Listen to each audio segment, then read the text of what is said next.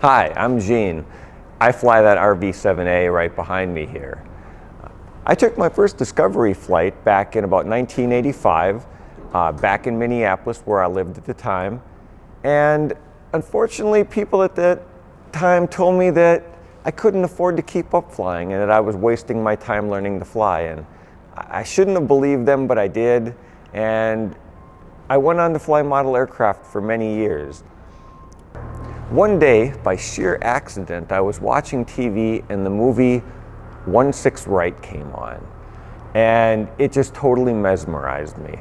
I probably watched it 5 times in a row before I got out of my chair. I just couldn't get enough of it. And I thought, I've waited my whole life to fly. I wanted to fly back in the 80s, I never did. Now I could afford it. Now I had the free time to do it. And I looked for somewhere to learn to fly.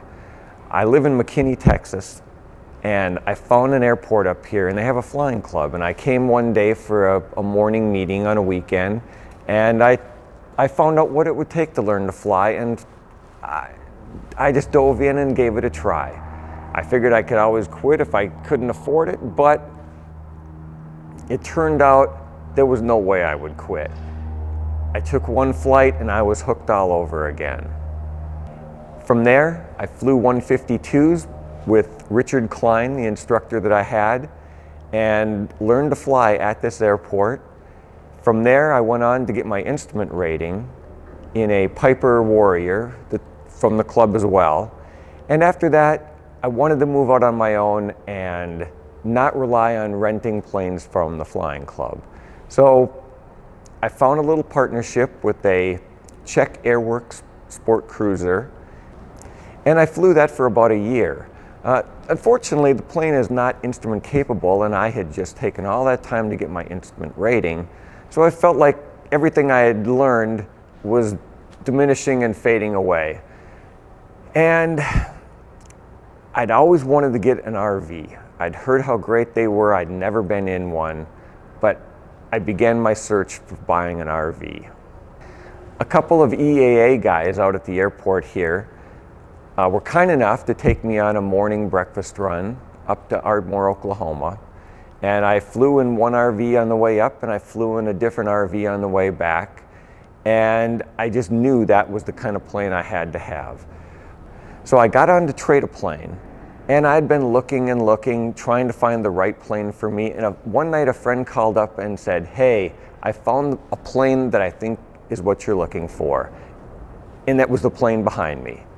It was exactly what I wanted, and I knew at that moment, if that plane did not have a problem, that was going to be my plane. So the following morning, 8 a.m., I called up the fellow who was selling it and told him, "You have a buyer. Don't sell it to anybody, because I am going to buy that plane." So let me tell you a little bit about that RV. Again, it's an RV-7A, the A designating that I have a nose wheel on the plane, not a tail dragger. The plane has more of a conventional panel. It's mainly round gauges with a small Dynon D10A EPIS. And as well, my RV has a full 3-axis true track autopilot. It's a Digiflight 2, and it's tied into the Garmin 430W, which is a WAAS GPS. The autopilot will track the glide slope right down to the runway, and that really gives a lot of confidence to flying in IMC conditions. My plane is aerobatic, and I've just lately been trying to not just learn, but build up the courage to do aerobatics. And the plane will do loops, it will do rolls, it will do hammerheads. I can do spins in my plane. And just the fact that I've been learning to try aerobatics has given me infinitely more confidence in flying under normal conditions, because I know that I can recover the plane from a total upset. The engine in my plane is a Lycoming 0360.